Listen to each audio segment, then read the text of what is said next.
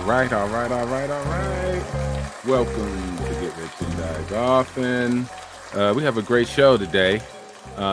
We just want to thank you guys for tuning in for another one, episode 73, I believe. We moving right along.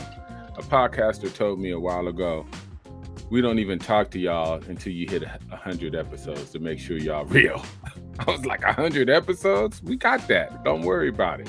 We just gonna keep on pushing. How's everybody doing? Miss Clark's Golf Life? Look, y'all almost didn't get me back. I went on that cruise and I almost didn't come back, fam.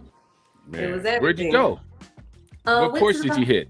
Went to the Bahamas. Did like a little 5-day or 4-day 3-nighter. I think, but it was like Monday through Friday. We went to Nassau, and then we went to Paradise Cay. So it was wonderful. It was my first time doing a cruise. I live here in Florida, got the port in my backyard, and have never been on a cruise. So it was phenomenal. Y'all almost didn't get me back. How's the motion? How was your motion sickness? I get motion sickness. I hate to admit it, but I get terrible motion sickness. I do too. So like I've done day cruises here in Tampa. Like we have like little get up and get all dressed in the little all white stuff and do the little day cruise, and I'm nauseous. But this one, it's like 12 stories high, and this is not the biggest one, so it's like 12 stories high. And it feels like you're in a hotel. You don't even know you're on the water unless you're nice. It was nice. Big Sif Dog. Oh no, Big Sif Dog. What's going on, brother? Man, I'm chilling here in the Carolinas. Trish, there's too much water out there for me to drink, so I'll stay shore bound. But glad you had a great time. But yeah, nothing going on in the Carolinas, man. Just getting some great weather here. Able to get out and tee it up and make it happen, man. Same here. Can't complain. Weather's kind of finally mellowed out, and we on standard rotation. We're about 80, 75 in the city, about 85, 90 in the suburbs where I stay at in LA. I seen a beautiful thing today. What did you see? The Avery Sisters new Marlboro Night commercial. Beautiful. The future of women's golf. The future of women's golf. If y'all missed it, I'm gonna put it on the IG tomorrow. And but dope. Give them their flowers. Beautiful family, beautiful golfers, hard workers, dedicated. We getting behind them. We love them. Yeah. Beautiful. All right, we got another PGA major starting tomorrow. PGA Championship. Everybody's in the house. Hey, I like majors. Is Tiger playing? Watch it and see. No, Tiger's out for the foreseeable future. He's had another surgery. His caddy is caddying for Cantley, I believe. Yeah. Now. And so, he's just going to rest, relax, and hopefully recoup.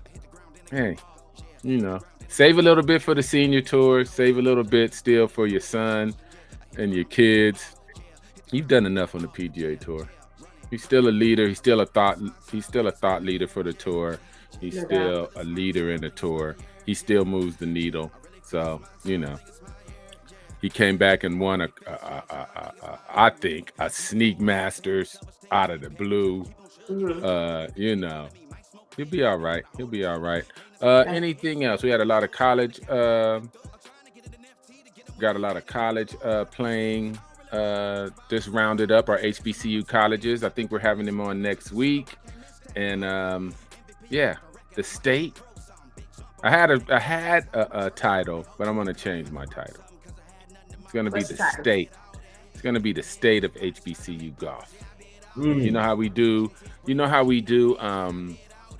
State of the Union, the state of Black economics in America. It's gonna be the state of HBCU golf. And I'm just, it's good to do that because we know they're doing great and better now. You know what I mean? So it'd be a great update. We'll still have we'll still have questions, and we still want to get to the bottom of decisions that people just don't know why these decisions are made and why players and recruitment happen and their finances. And it's just good to let them say what it is. We can only speculate. It's always good to hear from the horse's mouth. It's always good to hear it from them. And, HBCUs alone don't get enough notoriety or platforms to express what they need, what they want, how we can help. So anytime we can have them on, it's just a blessing. Anything? Next week's is gonna be a real good one. Yeah. That's our job. To bring certain topics, bring people and organizations on that normally wouldn't get any limelight. We're serving a decent purpose. Get behind us, y'all. Like, subscribe, share, listen later. We on everything. Ask Alexa. She'll just be like, oh, what episode you want? You can talk. You can listen in your car. Anything else? What's up, Big Rico? Rico's been with us since the beginning, man. He's still hanging in there. Big Rico. Love to see you chime in. He always chimes in when he can. Give me an update, Trish, real quick. How's Renegade? What's going on with Renegade Golf? Renegade's doing great things. Out here, we have a ball getting ready to come out. Nice. It's, so I'm not gonna tell, so we'll let Renegade roll it out. But we have a ball that's coming out. It's gonna be it's gonna have a softer compression because we want to be able to have, the Imbu currently is for a faster speed, more compression or whichever. So this one is gonna have a 70 compression, and it'll be more like a softball for those that, like a more softer feel, more softer ball. Lesser compression. So we got that for them. Guess what? To those who probably don't know, everyone doesn't drive 300, even though they say they do. Come on. Sometimes you need a softer ball. Stop fronting. Stop fronting. Come on. Play the ball that's for you. Exactly. Make golf more fun. Stop it. Anything else before we get to our guest? Jim Dent, he turned 84 years old today. 84 years young. Let's get that up. Happy birthday to a legend. Happy birthday, Jim Dent. 84 years old and still pushing. He looks good too, man. Yeah, he does. I seen him Tuesday. I seen him yesterday. Seen him and Joseph Dent, his son.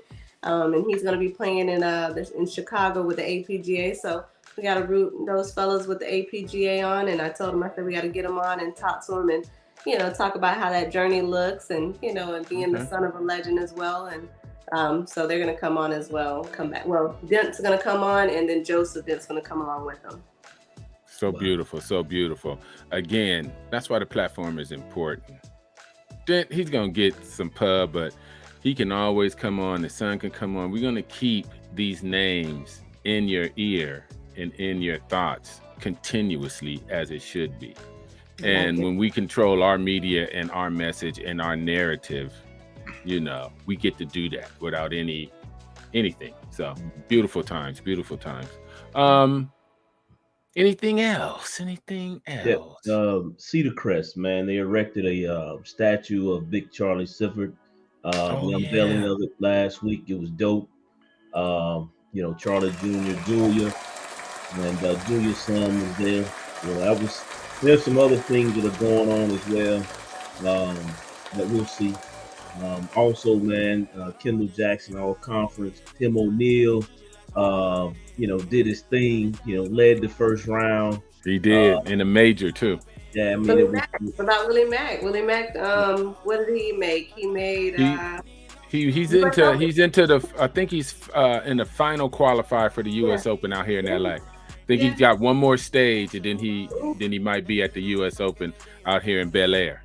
That's awesome. So he's making it happen. That's a tough qualifier. Boy, you got to go low. Just to even where he's at now. He done went through a gang of cats to get where he's at right now in the qualification process. It ain't easy. Believe that. Got to keep cheering him on, praying for him, and let's hope that he makes his breakthrough. Just like Maurice Allen said, make sure you check that episode out for last week's episode. Reach out to him on the IG. Just say, we with you. How you doing? What you need? We got you. Yeah. Athletes like that, and it helps them because they're in a bubble trying to be perfectionists. They don't have time to reach out to you. Reach out to them. That's what we should do. We're at home. We're watching them. Reach out to them. Give them an encouraging word. Anything else? Cameron, it just went dark over here. You're good. You can see me? Yeah, you're good. Yeah, I can't see y'all. Anyway, Cameron Champ, man, I think he had a great showing on last week. Okay. Didn't know if he was going to make the cut, but then all of a sudden, he pushed the pedal down, and I think he got it to -11. So, I know he's having a tough time, and I think that he's going to push through. I think we're going to see some great things down the road from Cam. I agree. I believe it too. Bramlett too. He made a great showing also. Yeah. He made a great showing also. I was following them both on PGA apps, and they in there. They playing. HV3 did a good job too on Live just last week, getting that bread, and playing better and playing well. So all three of our guys that's on the professional level, and really more than three, because we got O'Neal on the champions, Willie Mack III making his way up, might be in that major, and then our other three guys, Bramlett, Champ, and HV3. Congratulations. If you can't see us, Sif, I'm going to cut to a commercial. Just log in and log back in, and then we good to go. And then we'll bring back our guests. All righty.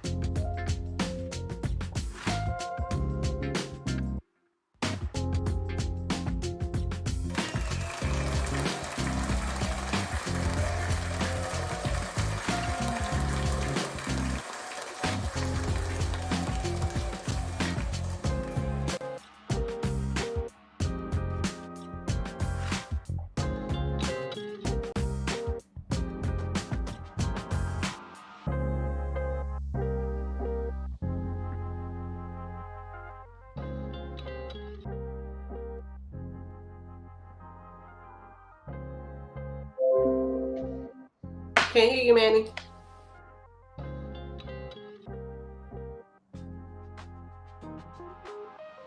We can't hear you. Because I was on mute. All right, we're good? Oh, Yeah. It helps if you unmute it, then you can hear. We live, y'all. It's just like a little bit, just a little bit.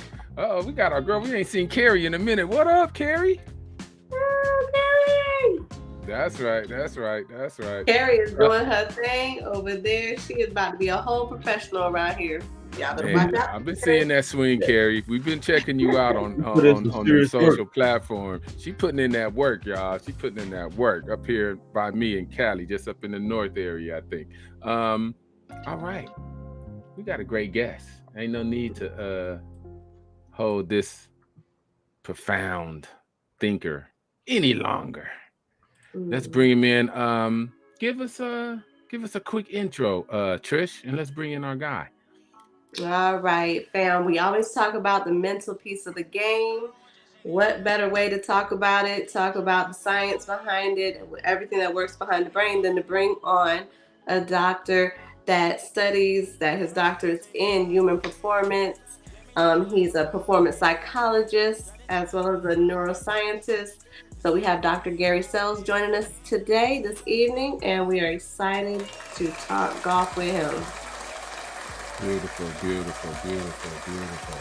Let's get him where he's supposed to be. How you doing, Trish? You hear me okay? We hear you good. Okay, good. We're just gonna move you around a little bit. All right, sounds good. Yeah, we'll just let you There we go. There we Later. go. Oh, I like There that. we That's go. pretty good. There we go. That's better because you are the man of the hour. Dr. Gary, thank you 1,000 times for coming on and sharing some of your wisdom and your knowledge with us.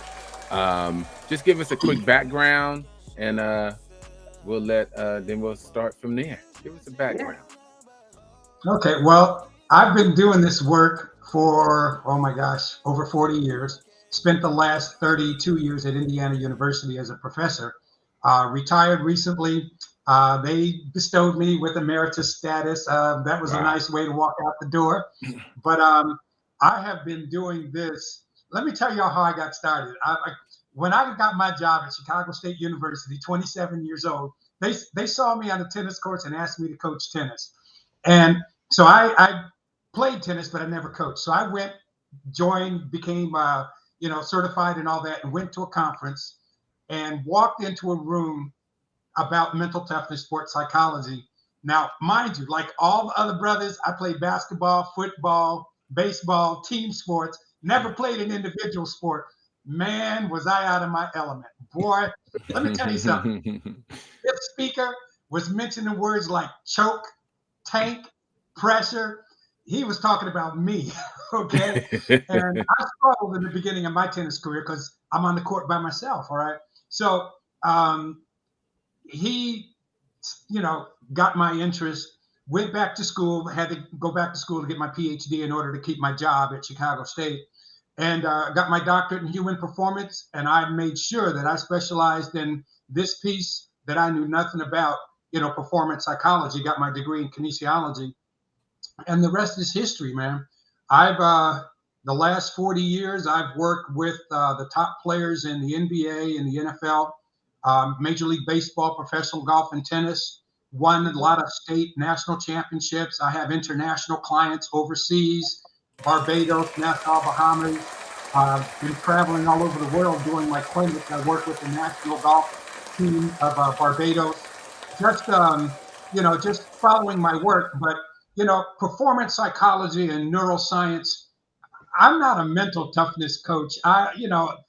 Those guys do great work, but I met a woman, a Harvard educated brain physiologist. All right. We brought her to Indiana University for one semester. Man, I know she was tired of me and a million questions. She turned me into a neuroscientist, brain function. I couldn't eat up enough. And to this day, I still want to know what I don't know. But the application of that to golf, actually, I got from her. This woman, Jill Taylor, Dr. Jill Taylor, Harvard educated, actually had a stroke. And while she was going through her stroke, she was actually thinking, wow, this is amazing. I got to try to remember this. And in other words, she was going through this stroke. And this made her a better physiologist. Well, I'm out there playing golf, out there playing tennis and all this other stuff and learning what works and doesn't work. As a matter of fact, the athletic field is my laboratory. I'm going to be honest with you. It's my laboratory. I'm not going to share anything with any client of mine unless I test it first. And I'm thinking, whoa, and the stuff that I met, let me just put it this way. If y'all knew what I know, you would play golf differently. That's all I'm gonna say. Okay. So I can't, okay, Chris was on me. He said, Doc, don't give up too much now because we got our webinar in 3 weeks. Okay. And we want to get these folks down here at the webinar. So Doc, be careful. So Chris, if I talk too much, give me the signal, okay? I'm all yours. That's my story. I'm retired. And this is the end of the story. Academically, professionally, it's been a wonderful journey. I've been all over the world working with Olympians and professional athletes. We've won national championships, gold medals. I mean, you name it. It's been a wonderful, wonderful journey. But in retirement, golf is my baby. I'm sorry. Golf is my baby. Eat, sleep, drink. Had a tournament today, man. Medalist, shot a 71, took home medalist honors. I'm telling you, man. There are people with better swings. Trust me. Better swings, hit the ball further, better putters. This right here, baby. Uh-oh. Get them. This right Get here. them. We'll win That's every what's good. time. So, We'll win every and time. I'm looking, there's David Phillips, and I'm looking forward to going down to Barbados in 2 weeks to work with the national team, the pros. And I got a little superstar down there. And I got Ashton. Ashton, if you're here, hey, man, this little guy is 7 years old, won the Uganda Open, won the South African Open, had a career low score for 9 holes under par. And this is the kind of thing that I'm finding with my clients. They do all the work. I just teach them how to get out of their own way, and that's basically it, man. I celebrate their sacrifice, their investment in their games, and all the work that they do, like little Ashton. But I'm gonna tell you, the brain, it's either going to be an ally or it's going to be an adversary, man. Trust me, and it's more prominent than people are aware of. But when you unlock that key to the door, like Harvey Dorfman was the top guy in baseball on the mental side. And when I was with the Milwaukee Brewers, I reached out to him and he said, Doc, the key to the zone is the mind. Key to the zone is the mind. And I've worked with, oh gosh, too many athletes to mention, but I can tell you there's one thing that we all have in common, man. We got a brain, and brain function is our superpower. And when you learn to understand that, you will be a better golfer. Trust me. I'm done. Beautiful. Thank you. Trish. So, Doc, when we sit here and we talk, so, we're out here, we're playing golf. We always sit here and we wonder, because we see the numbers of like how many of us are playing right now on the tour, LPGA, and then we think about the numbers that were playing back then. Where's the gap? What happened? Why are there so few right now? And possibly what can we do to change that? Well, okay, now you guys are getting into my academic area. All right. I teach or taught in Afro-American Studies and Kinesiology at Indiana University. I'm a Black sports historian, and that's basically the focus of my research and the 9 books that I published. I can tell you, the interest, golf among African Americans just have not taken hold because it's still viewed, and I've got the data to back this up, it's still viewed as a white sport, but those of us who are in it know better. And let's be honest, it is cost prohibitive. Let me give you some stats, okay? To maintain a top 10 ranking as a junior is going to cost upwards of $75,000 for a family. The average income for all Americans is about $80,000, maybe $65,000 when you're looking at African Americans. In other words, it costs more to maintain that top 10 junior world ranking nationally than the average family makes. It is cost prohibitive. Even the clients that I work with, and I'm working with 5 professional golfers right now, money is an issue. And a few of them I'm sponsoring with regard to travel money and equipment and things like that. But and I don't charge them for my work either. But I'm telling you, the landscape is changing. I look at the numbers. I'm a subscriber to the National Golf Foundation. Their research is a part of the research that I share in my classes with my graduate and undergraduate students. And I can tell you the landscape is changing, but that stereotype about golf and tennis and swimming and gymnastics, I'll tell you guys a quick story. I was down at the Bollettieri Academy years ago, and they brought me in to talk to our kids. And these were the top Black tennis players, juniors in the country. And we brought them in. And at night after dinner, we just had a powwow. Doc, at my academy, I'm the only Black person. Doc, I had my first doctoral student, Jacqueline. Okay, I'm not going to mention any last names because I don't want to embarrass her. My first doctoral student played #1 singles for the University of Iowa. She told me throughout the Big Ten, she may have seen one other Black player and she didn't compete against them. She never competed against a person of color her entire career with the Big Ten. I think it has a lot to do with, at the very top, and this is common knowledge among my peers, my scholars, my colleagues. it's cost prohibitive. It just costs too much money to play tennis and golf and things like that.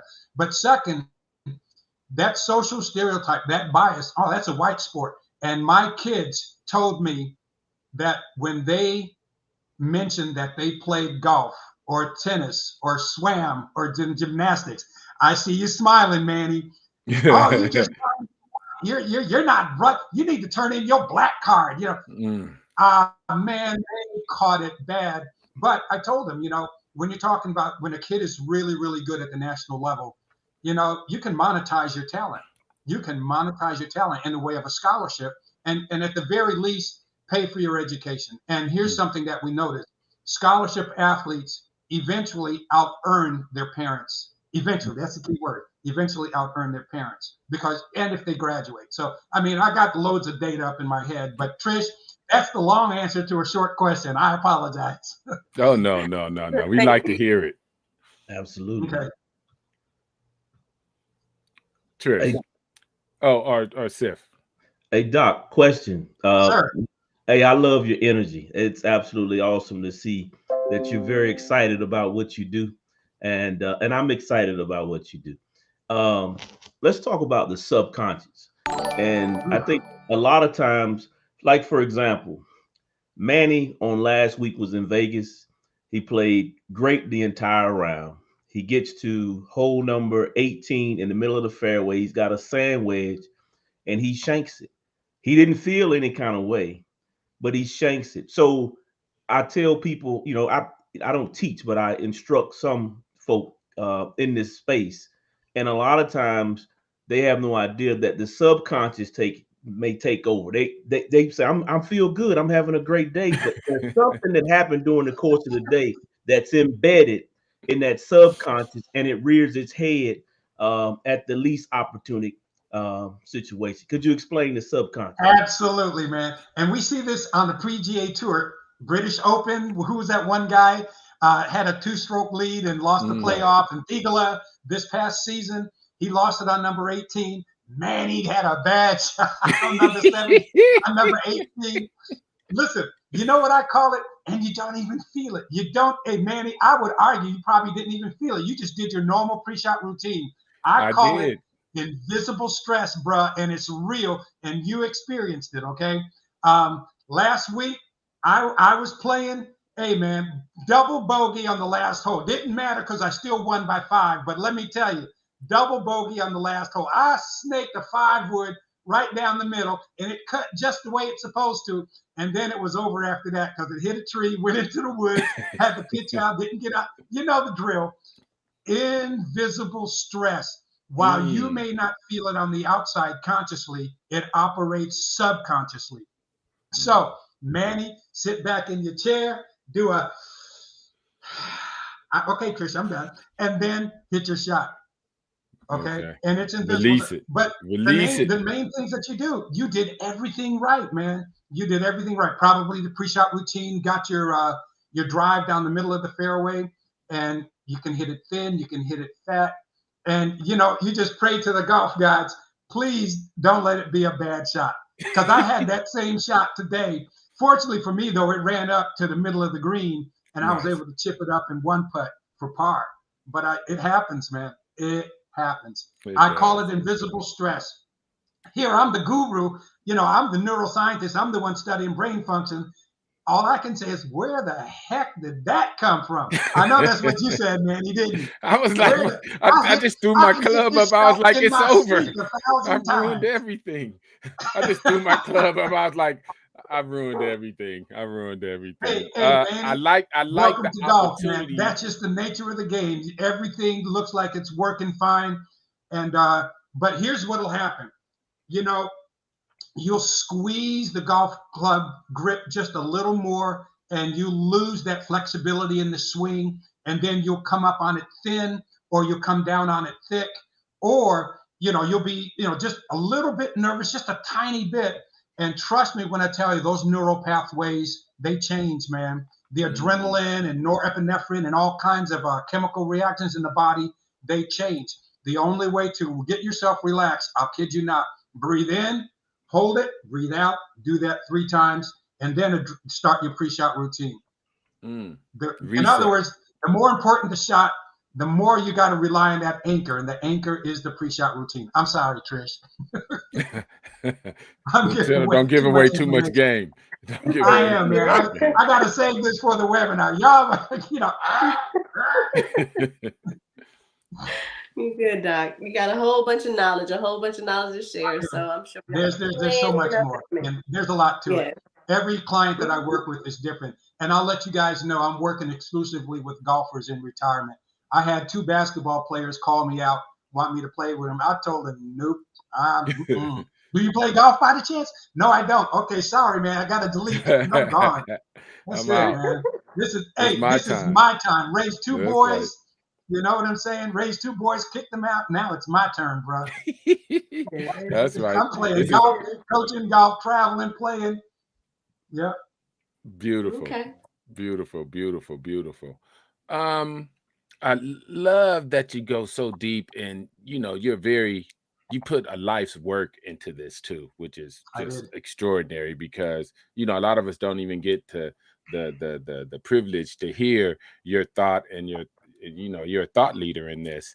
As far as juniors, and we know it's cost prohibitive, have we done any studies, or have we done anything to see where we can get more of our juniors or our kids just in the funnel to even introduce them to the game, even though top juniors is just so cost prohibitive? Do you think it's even worth, I know you do, just funneling as many people into the first tees, or just introducing them to the game like you introduce your kids to tennis and golf, and they were looked at and it was like, why are you playing this sport? How do we what is our mindset to even convince parents that it's important to introduce our kids to these types of sports, whether it's golf and tennis, and these single dependent sports? I can tell you, there is a national initiative called the Schools Program in Physical Education, and we are bringing golf and tennis. I conducted one for the Indianapolis Public Schools for tennis, and we went to all the tennis clubs. I'm sorry. We went to all the tennis clubs, got balls and rackets, and we taught the teachers at the Indianapolis Tennis Club downtown. I put that together. I was the lead coach and stuff. That's what it's going to take. Everyone teach one, the village mentality. That's what I call it. I myself, I'm committed. I do not charge my clients because of that cost prohibitive. I tell them, look here, the only thing that matters is, that you be at the door, knocking on the door, where, you played a lot of tournaments, you've invested, you're an elite athlete. And, and I said, look, I'm going to open the door for you, and we're going to get to the next level, and I'm not going to charge you, and we're going to talk as often as you need. And the good thing is, a lot of the clients, and I'm going to tell you the truth, a lot of the clients have had career low rounds, but we've got to, oh my gosh, you guys opened a can of worms, man. Okay, I'm not going to name names, but we've got a lot of people who are millionaires, multi-millionaires, who play golf. I'm not a fundraiser. I'm a coach. I'm a scholar. But, I'm telling you, I'm seeing all these celebrities that play golf. And we've got some kids that are very, very, very talented. I'm not a millionaire, but I'm taking money out of my pocket to help these kids. And these are the kids at the highest level, though. These are the only athletes that I'm working with. They're at the highest level. But it's where your heart is. But Trish will tell you, this landscape, brown skin golfers, I'm a rookie. I've been at this for about a year and a half. Trish has been my mentor. Trish has been my coach and introducing me to a lot of people. And we had a conversation. I says, Trish, I got to stay in my lane because there's a lot that needs to be done. And if I'm doing all of that, I'm not going to do what I'm trained to do. So the only thing so here's what I'm doing. If you can pay me, I'm putting that money in escrow so that I can travel to these clinics and do these clinics for these kids. That's what I've been doing. Okay. And if you can't pay, hey, that's not an issue. If I've reached out to you and I've interviewed you and you meet the criteria, let's work, let's do the work, because my goal is to have us playing at the highest levels at the high school level, collegiate level, and also at the pro level. My white golfers are winning. We've won state titles here in Indiana. We've won. My kids have gone to nationals, and my guys have won on the PGA Tour. But not a single person of color has done that yet. And for me, that's my mission. I want to see some persons of color get out there and do the same thing. But it's going to take a village mentality. Programs. Okay, so Trish, I got and Sif. I'll tell you what I've noticed in this last year. Okay, man, they got junior programs everywhere. And we're not talking first tee. I'm on the board for the state of Indiana PGA Diversity Board. Okay, and I went out and I looked at all and searched for all of the programs in Indiana. We got quite a few. So I'm hopeful. I'm optimistic. But these programs, once these kids get good. That's the caveat. Once they get really, really good and start traveling, and then the training, and then the proper nutrition and the coaching, that's when it gets expensive. This is beyond first tee. This is beyond beginners. This is beyond intermediate. This is touring, man. I've traveled with juniors, man, and I've been with pro teams. Let me tell you, very little difference, bro. Very little. One time I was in Washington State, coming down in the elevator, and all these little guys, man, these little hockey players, all these little white kids, the sticks were taller than they were, the hockey sticks, and they were all in their hockey gear and stuff, wearing tennis shoes. And I'm thinking, not a black kid among them. Not a black kid among them. I'm riding down in the elevator with the tennis team from UCLA, and hey, Trish, some of these sisters were 6'2", 6'3", getting ready to go out on tour. Not a person of color in the elevator, man. So, wow. So it's going to take people caring and doing what they can. And I applaud every single organization that's got a community golf program. That's what it's going to take. And if we can grow that initiative, but I'm seeing them, and it just puts a smile on my face. So, I'm a hopeless optimist, man. It's going to get better and better and better. Me too. Sif, got anything? Yeah, Dr. Gary. A lot of times from a talent standpoint, a lot of us judge by optics, and so you're a data-driven guy. So my question for you is, from your research, what are the known predictors of success for young kids entering into golf? Greens and regulation, baby. Greens and regulation. Let me tell you something. Statistically, that is the one statistic that has the greatest impact on your score. Hey, and let's put some common sense in it, okay? Hey, Sif, Manny, Trisha, pay attention. If the ball is not on the putting surface, the putter stays in the bag, y'all. If the ball is not on the green, the putter stays in the bag. Get the ball on the green, okay? So here's the deal, all right? If you want to break 70, you're going to need 13 greens in regulation. You want to shoot in the 70s, you're going to need 8 to 10 greens in regulation. And if you want to shoot in the 80s, you're going to need at least 5 to 6 greens in regulation, because you're pulling the putter out, being able to get up and down, and then this is even taken into account bogeys, birdies, pars. I won't give you all of the analytics, but I will say this. This is what I have every single client. I don't care who they are, whether they're a tour player or my little Ashton. Ashton is killing it, boy. Ashton said, Mom, this is so funny. This is the conversation. Sorry, Ashton. I love you, bro. But Ashton said, Mom, Dad, you guys cover my expenses. I'll get the greens in regulation. That's where we are. Think about this, okay? These guys, all right, and John Daly, John Rahm, and a host of other guys right now, today, when we're talking about being good from 150 and in, and John, I think it was John Daly was talking about Tiger or someone. Tiger was actually one less bogey per round simply because he gets one more green in regulation, and it was enough to take him to the stratosphere. Greens in regulation. Wow. So what does that mean? Well, track your stats. I only track 4 stats. Fairways, greens in regulation, saves, and putts. I don't care about, proximity to the hole and things like that. That comes later. But, if aim for the green, the middle of the green, a little bit past the hole if it's in the middle, or a little bit past the hole if it's in the front, chances are it'll land right at the hole. Add 5 yards. Here I go again. Add 5 yards to the approach. All right. I'm going to tell you a story, and then we're going to go on to the next one. Okay. One of my clients, a young man, African-American male, had a 2-shot lead going into the 18th hole. 2-shot lead going into the 18th hole in the final day of a tournament. He double bogeyed 18. Like you, Manny, he was in the middle of the fairway, and that little voice said, "Go for the pin."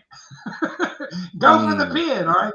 And the thing about it is, there's the scoring mentality, and then there's protecting your lead. And the guy that was 2 shots back had already finished. Do you understand? All he had to do was go for the middle of the green 2-putt, and he'd have won by 2.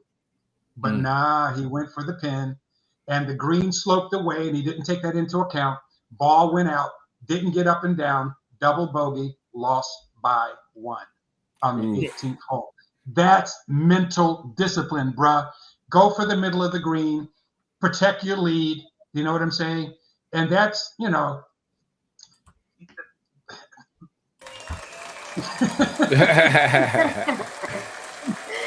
So Doc, we talk. Yes, okay. SIF, greens and regulation. All right. Number 2 is putts. Number 3 is saves. Okay. And most people who play this game seriously know when you're losing strokes, in other words, a bogey finds its way on your card or a double bogey, chances are something happened around the greens. So you got to be good 100 yards and in. And trust me, the coach at Indiana University, Mike Mayer, my good friend, and I used to work with the Indiana University golf teams until the university hired their own sports psychologist. But Mike told me 150 yards and in should occupy 75% of your practice. They have a practice facility from tee to green. The furthest green is only 175 yards, and they practice there every day, man. Every day. Okay. So 150 yards and in, and this is what everyone's saying. So what does that mean? Greens and regulation. Get the ball on the green, pull the putter out of the bag, because if not, putter stays in the bag. No possible way to score with the putter in the bag. Can't get close. Well, you can, but the odds aren't with you. Today we had a chip in for birdie. We got a guy named Carlos Banks. Carlos, sorry, man, I'm calling you out. But Carlos chipped in on the first hole, second hole. He chipped in for birdie. How often does that happen? That happens to me maybe 2 or 3 times the entire summer. You feel me? The entire summer. But put my putter on it, hey, man, I got a better chance. That's right. That's right. Trish. So we're talking about mental performance. We talk about, brain function as it pertains to the game of golf. Yes. So I know, we're playing, I'm recreational. I feel like longer you are at the tee box, the better it is. But are you saying if we can change the way that we think, that it can totally change our game? Oh, absolutely. Absolutely. Like I said in the beginning, if you knew what I knew, you'd change your own game. And that's the information that I want to convey. It's the nuances of the game. Golf is difficult. You can play the same course day after day, and depending on where your ball lies, you're going to have a different approach to the green. Okay. And not only that, but if the wind's in your face, wind's at your back, that changes the dynamics of that hole. All right. So you have to be flexible in your thinking. You've got to be confident in what you do. You have to have a narrow focus. Pressure, this game, you are not going to ever make the pressure go away. That's why I teach people to face it. I mean, Doc, you want me to walk into a left hook? Yeah, just walk into that left hook. Because when you do, on the other side of fear, on the other side of anxiety is courage. Hit the shot anyway. Okay. And when you see the shot and you're motivated to be there, you have a package that I call mental discipline, not mental toughness. I call it mental discipline. You're thinking the right way that gives you the best opportunity to perform your best on the course. I think one of my tour players, a female, she's on the what's the female tour below the LPGA? Is that the Symetra Tour? Symetra. Yeah. She, I asked her, we were in the session. I asked her, so what are your scoring clubs? For most of us, wedges and putters. You know what? This woman told me, every club in my bag is a scoring club. My driver sets up my approach sets up my putt, and my putter puts it in the hole. And let me tell you something, that changed my thinking. I'm learning from my clients, because I always thought of, the scoring clubs being the shorter clubs, but not at all. Changed my mindset, because here's something to think about. Distance is great. The closer you are to a target, the more accurate you're going to be. That's common sense. We all know that. But did you also know that the longer you hit the ball, the more variability is placed on the golf ball? It's going to go left, going to go right. And sometimes it'll land foul course, Indiana University. Trish, you ought to be happy that you're not coming up here to play that course. I hit a ball in the middle of the fairway, and had to play out of a bunker 150 yards out. It rolled down into that. Now had I laid up with maybe a 5-wood or something like that, I would avoid it. I believe the driver's overrated. I believe that golf is strategic. When I play a practice round with my clients, I say, what's the best approach to the green? Now, what club is going to get the ball there? That's it. So is it driver today? I'll be honest with you, man. With my handicap, shot a 71, shot a 79, but with my handicap, it went down to 71. I use 3-wood all day, man. I might have hit 3 drives. So distance off the tee is great, but if you've got a course that undulates and turns and everything, you got to be smart. You got to use this. You got to have mental discipline. You got to know this game. And picking your targets strategically, that's just course management. That's all it is. It's course management. Pick good targets and think your way. And hey, man, Jeff, I hope you're here. Yo, Doc, come on, man, pull the driver up. Jeff, get out of my head, man. Shut up. That's me. Jeff, shut up. So we got a guy at 007, okay? Randy Bond. Glad Randy's back. Randy, on number 18, birdie number 18. Jeff was in his head. Hit the driver. Randy, man, he hit his approach shot. I kid you not. Everybody at the table was there, to less than a foot. Less than a foot. Because he knows, if you're going to beat Doc, you better hit a lot of greens, because I ain't making too many mistakes, man. Greens in regulation this week, 12 greens in regulation last week.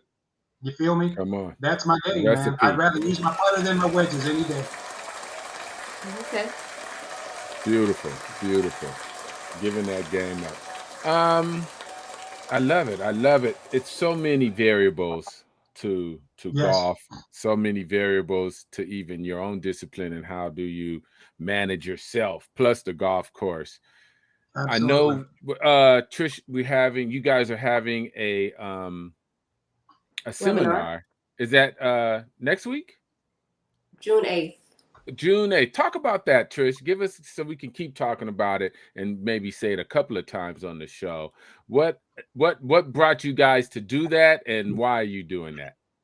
So I'm going to let Doc answer this question, but this is what I want. So we're going to cover a couple of things as it pertains to the golf game, as it pertains to the performance, the psychology, the performance of the game. But there's some key things to it. And so Doc wanted to get out there. We wanted to offer it to, the first 50 that sign up, competing, the tournament golfers that are out there, the coaches that are out there. We want them to sign up, come on, join us.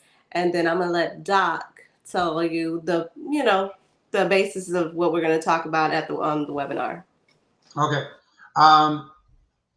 Jewel Love, Society 61, and I had a conversation.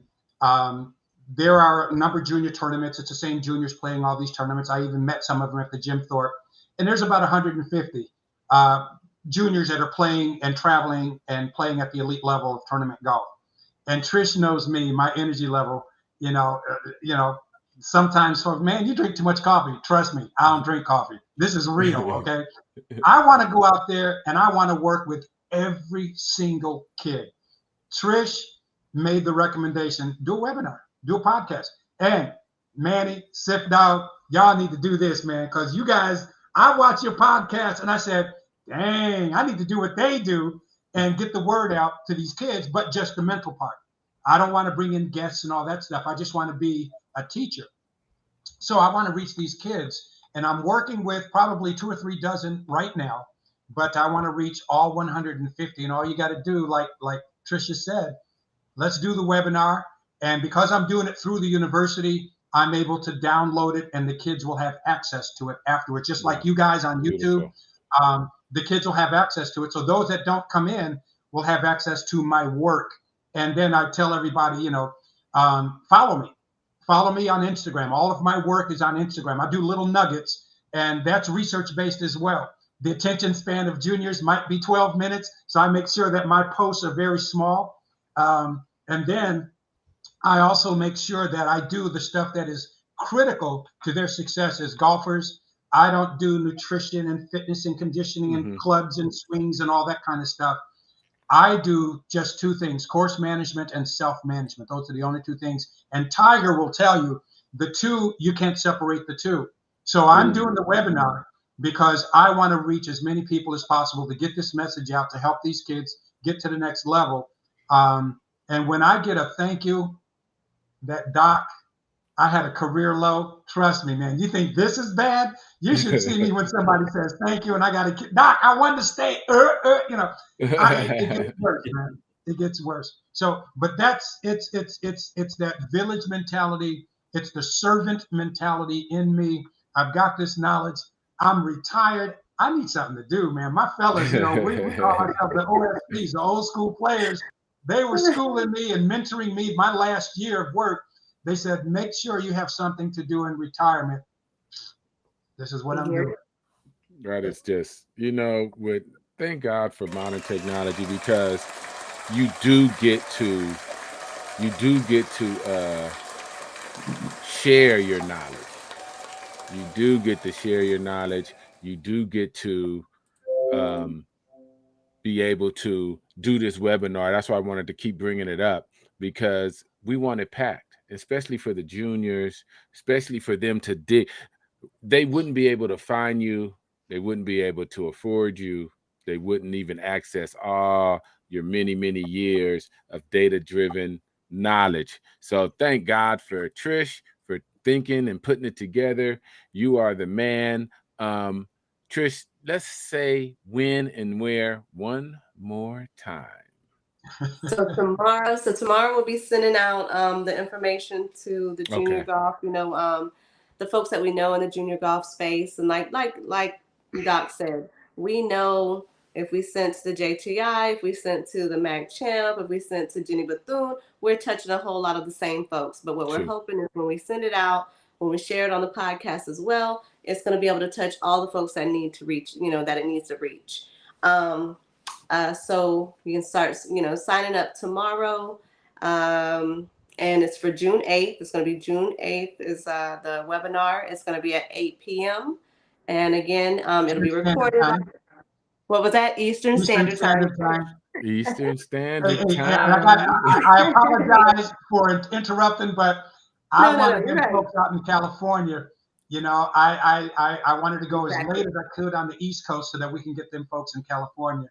So, yeah, we were thinking about the folks in California as well.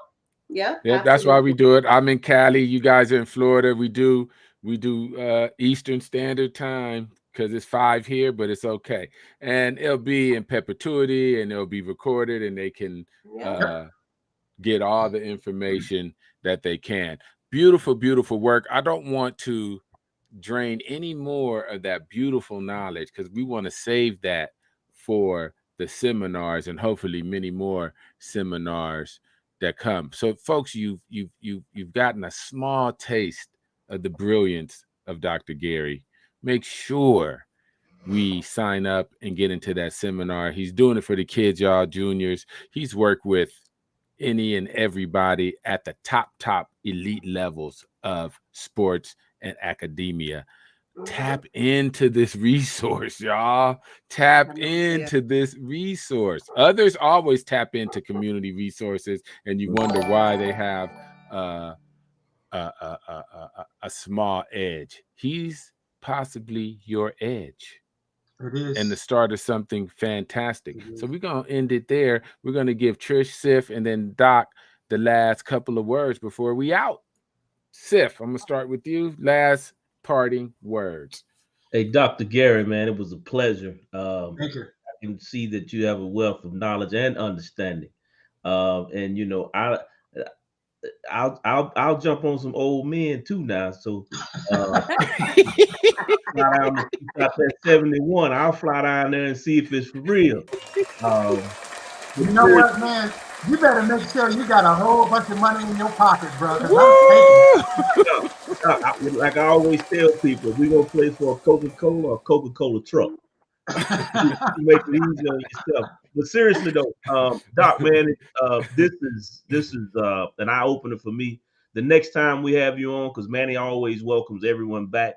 I would like for you to talk to and make it universal. Talk to our people about trauma and recovering from trauma. Trauma's real, and so next time that you come on, man, I would love for you to speak on trauma. Well, I'll tell you, that is a serious mental health issue. I got a couple athletes right now. One's a university player, and another's a high school player. And the mental trauma is just fatigue, burnout, and I need a break. And coaches aren't giving them that break. And then, we got gun violence, man. We got a plethora of problems, bruh. And this has been the focus of my work. Gosh, man, 40 years. Damn, am I that old? Jeez. You look good, Doc. You look good, Doc. Thank you. Yes. So Doc, thank you so much for coming on. As y'all know, between Doc and between Robert, they're both going to get my game in the 70s. So they're on staff, and I'm their client, and I'm working with them, and we're going to see how that goes. So I can be a testimony. But that's on the real, with Doc, I tell him all the time. I told him yesterday when we spoke, there's a missing piece, and he has a whole bunch of knowledge, and he has a whole bunch of this is his baby. And so when I tell you, I feel like he's a big piece, a big missing piece to what our youth needs.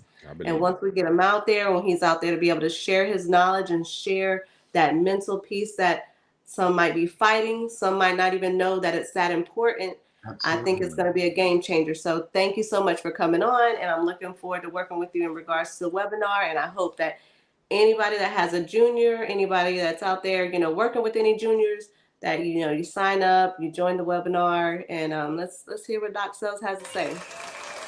Thank you, Chris. Thank you. That was a great closing remark, because I think we are missing a missing piece. And